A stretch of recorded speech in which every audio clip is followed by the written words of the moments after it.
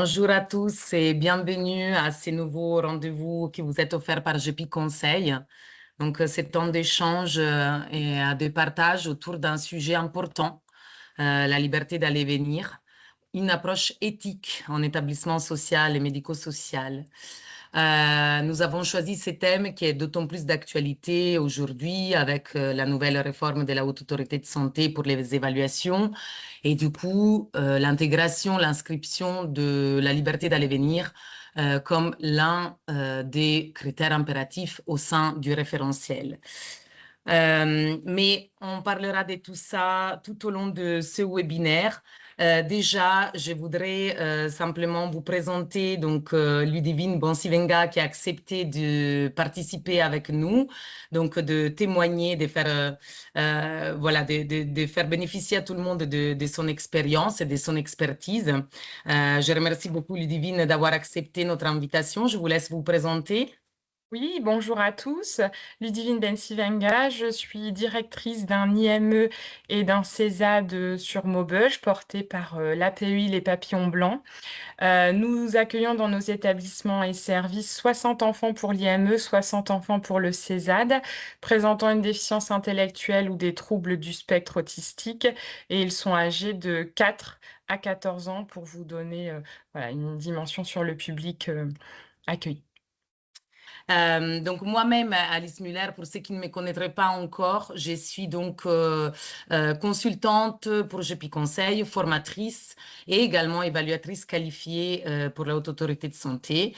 Je travaille depuis 15 ans aux côtés des professionnels et des usagers pour la qualité dans le secteur social et médico-social. Alors, le programme de ce webinaire, c'est sûr que la liberté d'aller venir est un vaste sujet. Nous n'aurons pas la prétention en une heure de faire les tours. Simplement, aujourd'hui, on essaye d'aborder avec Ludivine un certain nombre de points, d'éléments qui vont sûrement voilà, toucher des questionnements habituels que vous allez sûrement avoir aussi chez vous. On va essayer déjà de rentrer dans le sujet par les aspects plus philosophico-juridiques, voilà, pour voir un petit peu comment la liberté d'aller venir est entendue dans le secteur social et médico-social.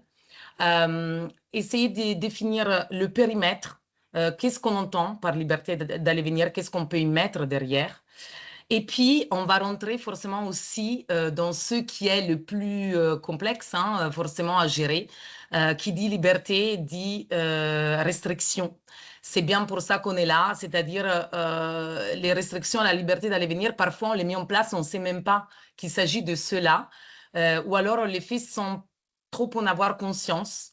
Et on a besoin aujourd'hui de les identifier pour mieux les maîtriser. Donc, on va essayer de bien identifier quand est-ce qu'on est confronté à des restrictions de liberté d'aller venir, et puis de voir effectivement face au dilemme que la garantie de la liberté va forcément mettre voilà, en place. Comment peut-on répondre à ces dilemmes? Quels sont les outils, en tout cas, que nous avons à disposition, sans prétendre à donner toutes les réponses, bien évidemment.